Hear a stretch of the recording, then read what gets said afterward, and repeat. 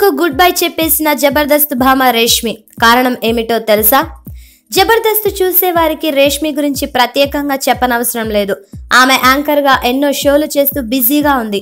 ఓవైపు అనసూయ బుల్లితెర నుంచి వెండితెరకు వెళ్తే రేష్మి మాత్రం వెండితెరలోనే ఉండిపోయింది. ఈ మధ్య కాలంలో రేష్మి సినిమాల్లో కనపడడం లేదు. అంతేకాక ఏ సినిమాలకు గ్రీన్ సిగ్నల్ కూడా ఇవ్వటం లేదట. ఆమె మొత్తం దృష్టంతా బుల్లితెర మీదే పెట్టిందట.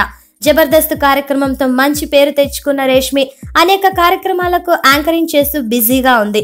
సుధీర్ రేష్మి పెళ్లి వీడియో ఒకటి వైరల్ అయింది. అయితే అది ఒక ఛానల్ వాళ్ళు చేసిన కార్యక్రమం అని తర్వాత తెలిసింది. ఇలా రేష్మికి బుల్లితెరపై విపరీతమైన క్రేజ్ వచ్చేసింది.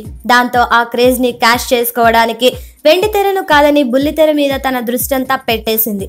గుంటూరు టాకీస్ సినిమాలో రేష్మి చేసిన అందాల ప్రదర్శన కుర్రకారులో మంచి క్రేజ్ ని తీసుకువచ్చింది.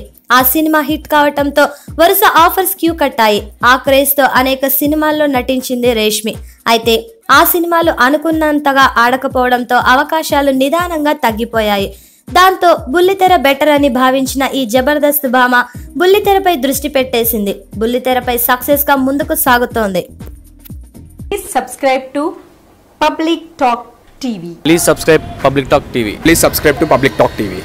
Tell me pretty lies, look me in the face, tell me that you love me, even if it's